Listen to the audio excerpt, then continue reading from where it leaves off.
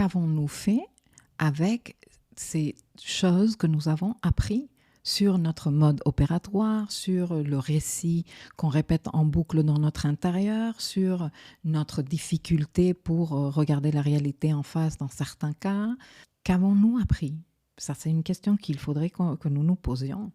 Et en fonction de ce que nous avons appris, qu'avons-nous mis en place ? Comment avons-nous fait évoluer la situation ? Cela ne sert à absolument rien de dire « Ah ben, voilà, moi je me rends compte que je me parle vraiment très mal. » Ok, et alors ? Ouais, ben j'y peux rien. Non, si, parce que neuroplasticité, tu sais, neuroplasticité fait référence à la capacité du cerveau à modifier sa neurobiologie, qui est celle qui nous montre, si tu veux, dans la 3D, comment nous traitons l'information. À un niveau populaire, il y a beaucoup d'incompréhension ou de manque d'information et d'intérêt, ou je ne sais pas, de manque d'instruction sur comment fonctionne le cerveau. Alors bon, le cerveau continue à être tout un mystère difficile à déceler, principalement je pense parce qu'on ne veut que l'étudier à un niveau très physique, très physiologique.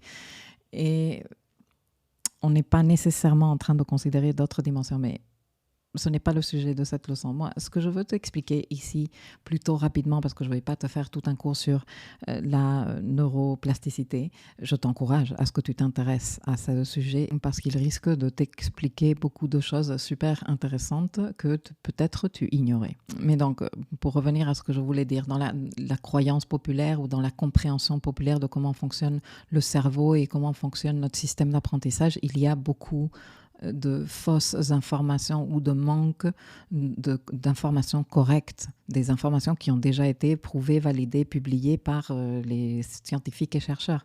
Comme par exemple, non, on perd la capacité d'apprendre avec le temps. Faux, c'est faux. Tant qu'il y a de la vie, les compétences d'apprentissage restent vivantes et les évidences que nous avons à ce jour de neuroplasticité, c'est-à-dire de capacité du cerveau à se modifier, à transformer son fonctionnement, l'accès à l'information et l'activité synaptique qui est l'échange d'informations, si tu veux, de données entre neurones. Tout ceci reste disponible tant qu'il y a de la vie et tant qu'on sait stimuler le processus d'apprentissage.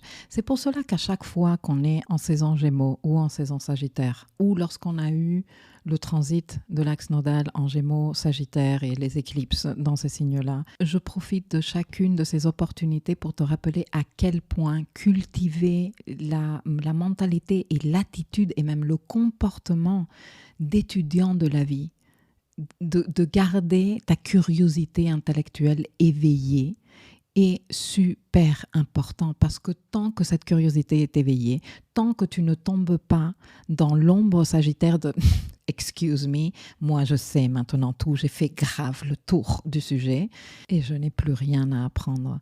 Bon, être dans cette énergie, c'est être dans l'ombre sagittaire et se déconnecter de la lumière Gémeaux, qui est celle qui nous permet d'être constamment en train de vouloir connaître, apprendre, nous émerveiller. C'est à travers cet apprentissage expérientiel qu'après, on va cumuler suffisamment d'informations pour pouvoir dire « Ah, moi, je m'y connais bien dans ce sujet-là. » Mais même si je m'y connais bien, j'accepte et j'encourage même que je ne peux pas tout savoir. Et c'est très bien. Et c'est d'ailleurs le but. Parce que même quand tu penses avoir toutes les données, toute la data, tu vois, toute l'information, la compréhension que tu as de ces données change avec ton expérience, par exemple, avec l'âge. L'expérience que tu fais de vie avec cette information change également.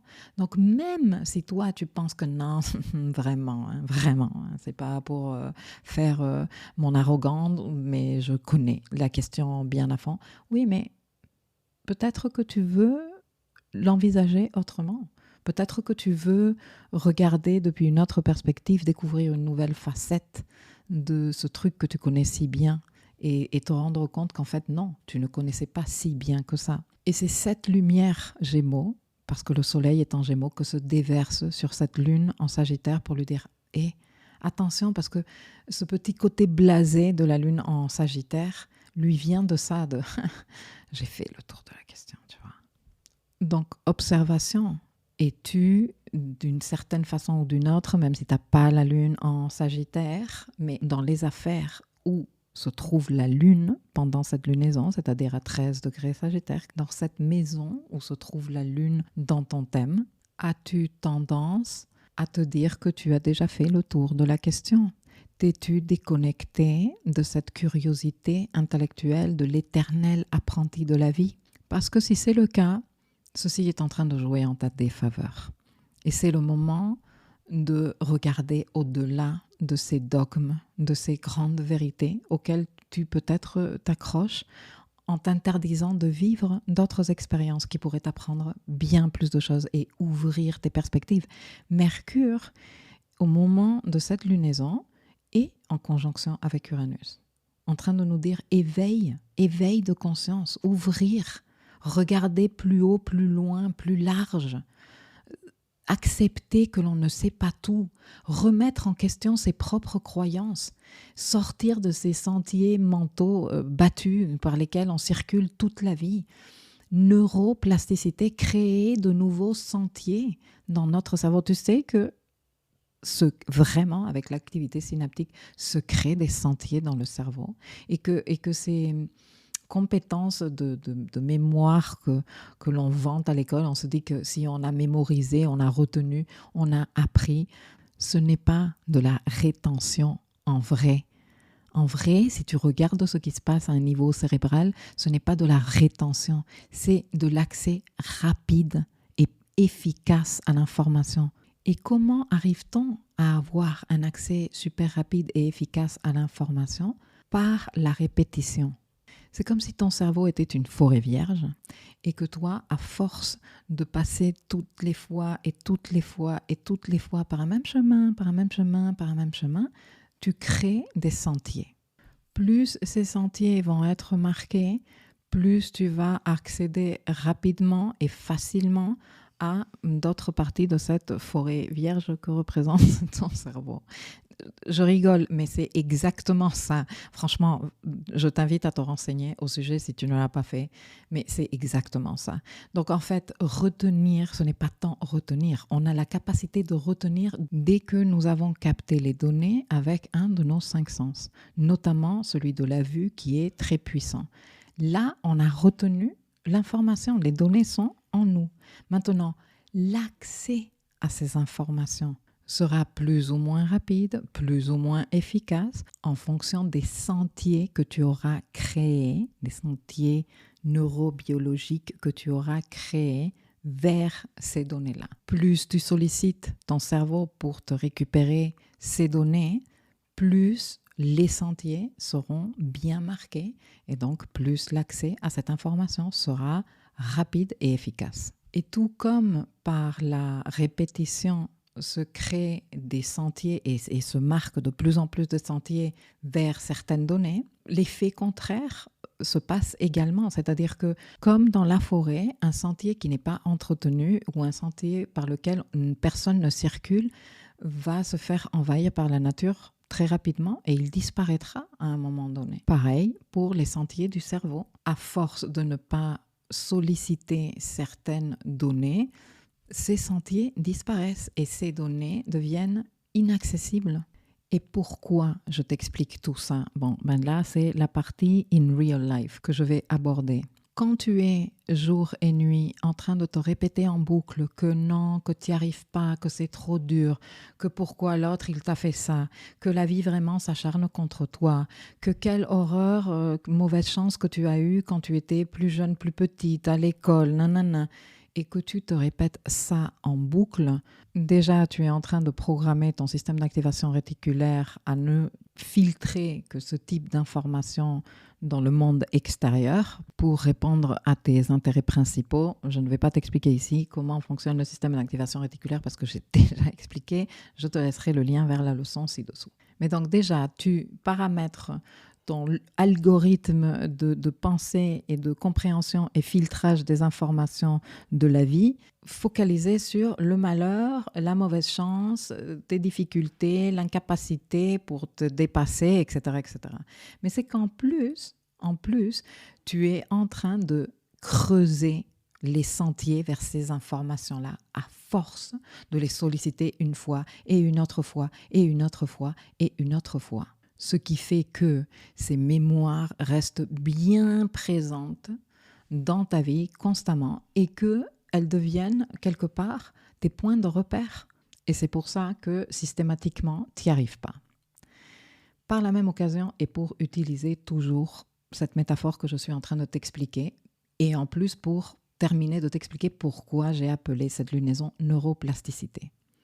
Si tu t'engages à créer un autre discours intérieur, à commencer à solliciter ton cerveau vers d'autres informations que tu as également dans ton cerveau, tu les as déjà retenues, sauf que tu n'as pas accès ni aussi facile, ni aussi rapide, ni aussi efficace qu'aux informations que tu répètes en boucle, parce que tu ne sollicites que rarement ces informations. Mais tu as des informations de réussite, tu as des informations de choses qui se sont bien passées dans ta vie, de moments agréables, de fois où tu t'es dépassé toi-même.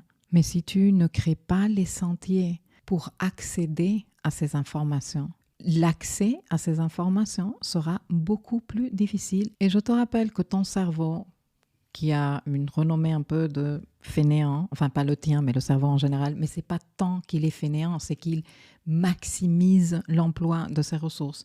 Il va prendre les voies les plus faciles.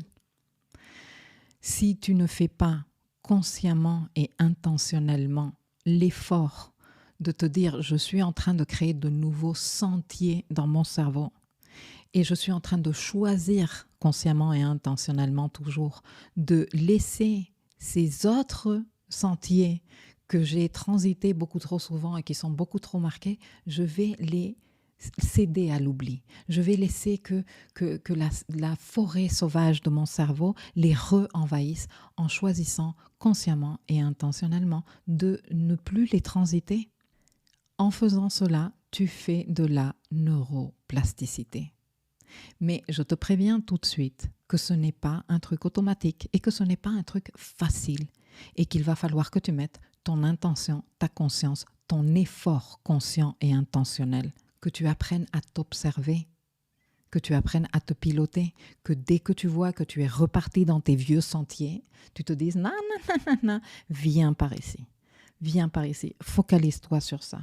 Et apprendre à converser avec ton cerveau. Je ne me rappelle plus dans quelle leçon je faisais un peu la blagounette avec le « OK Google ».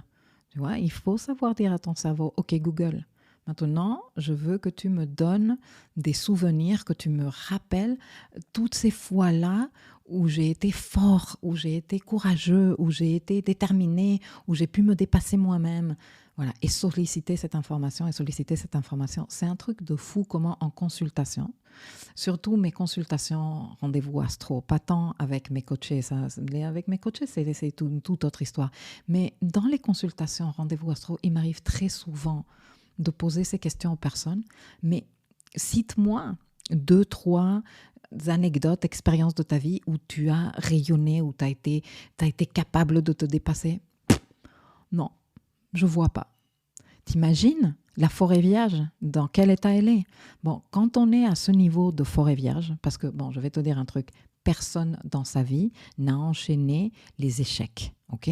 On a tous des échecs et on a tous des réussites. Sauf que si tu ne sollicites jamais ton cerveau pour qu'il te rappelle les réussites et à quel point tu es capable de faire des trucs super chouettes dans ta vie, ben je te dis, tu oublies, le sentier disparaît, tu n'as plus accès à cette information. Il faut donc prendre le coupe-coupe, comme on l'appelle ici à La Réunion, et dire, ok, je vais rouvrir ce sentier et accepter que ça va être difficile, que ça ne va pas être confortable au début, que le plus facile va être retomber dans les vieux sentiers parce que bon, ils sont déjà tracés et ton cerveau, il va t'emmener vers là-bas. Et toi, avec ta volonté, avec ta conscience et avec ton intention, tu vas dire non, je ne vais plus passer par là-bas. C'est bon, Je connais que trop bien ces histoires. Maintenant, je veux me focaliser sur ça. Et en faisant cela, tu es en train aussi de reprogrammer, de reparamétrer, je dirais plutôt, ton système d'activation réticulaire pour qu'il se concentre, pour qu'il filtre des informations qui servent à ton évolution. Tu comprends? C'est ça, faire de la neuroplasticité. Choisir consciemment et intentionnellement à penser autrement, à créer de nouvelles voies d'accès dans notre cerveau, de nouveaux sentiers dans notre cerveau.